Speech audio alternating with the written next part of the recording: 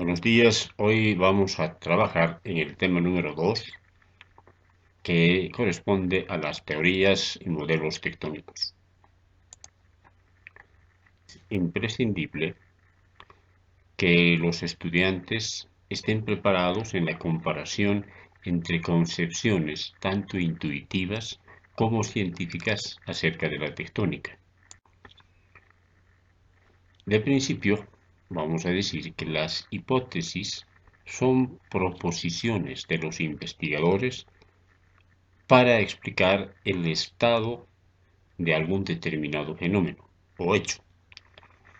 En el caso que nos concierne, la Tierra ha sido vista por los hindús como, como un disco gigante apoyado en el lomo de 4 elefantes, y estos a su vez descansaban sobre la caparazón de una tortuga gigante.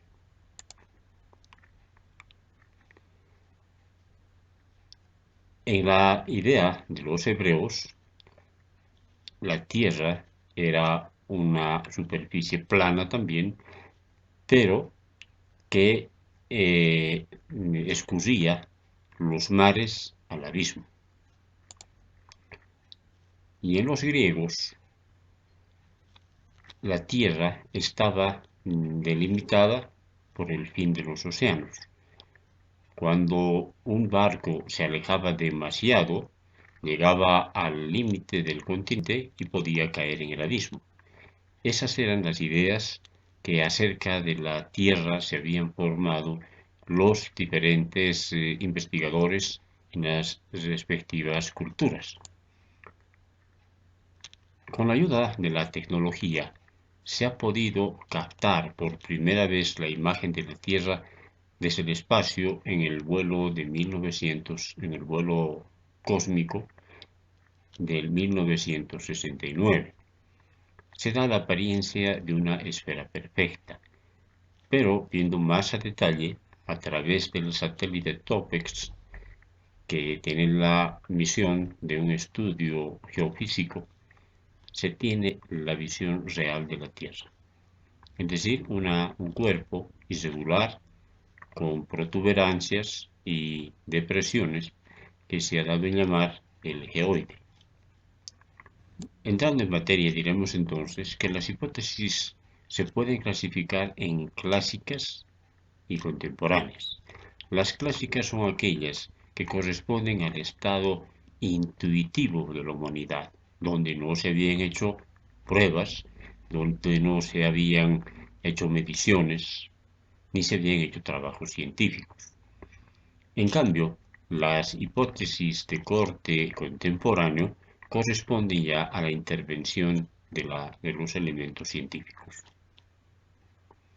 Vamos a desarrollar entonces las hipótesis clásicas. Entre las hipótesis clásicas se tiene la hipótesis de emergencia. Esto está planteado de tal manera de que se explica que el plegamiento sobre la corteza es resultado de la presión de un cuerpo magmático. Esta vendría a ser la litosfera y esta la intrusión del cuerpo magmático. En el ascenso de este cuerpo ha de deformar la capa de la cobertura sedimentaria, y si ustedes pueden ver en la imagen, configura un leve plegamiento. La hipótesis de contracción menciona o sostiene que la Tierra disminuye de tamaño a lo largo de la historia, y esa disminución de tamaño explica el origen de las estructuras plegadas.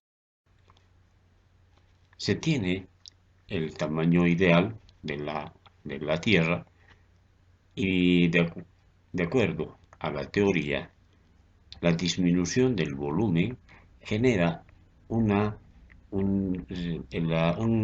plegamiento de la capa sedimentaria acomodada en el exterior. Más o menos lo que se quiere hacer es una analogía con una manzana que después de haber sido deshidratada pierde volumen y la envoltura se acomoda al nuevo tamaño con una serie de plegamientos de la superficie. La hipótesis de expansión menciona de que la Tierra está en constante aumento de tamaño.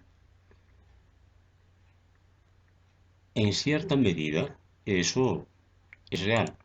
A lo largo del tiempo, la Tierra ha ido incrementando sus dimensiones, pero no de la forma en que se planteaba la teoría. Que existe incremento es verdad, pero no en el nivel que la primera teoría había sido propuesta. Según ellos, el incremento del tamaño de la Tierra había generado fracturas, y una de ellas hubiera sido la dorsal, o sea, la dorsal atlántica, que se ha formado por que es el origen para la separación de los continentes de Sudamérica y África.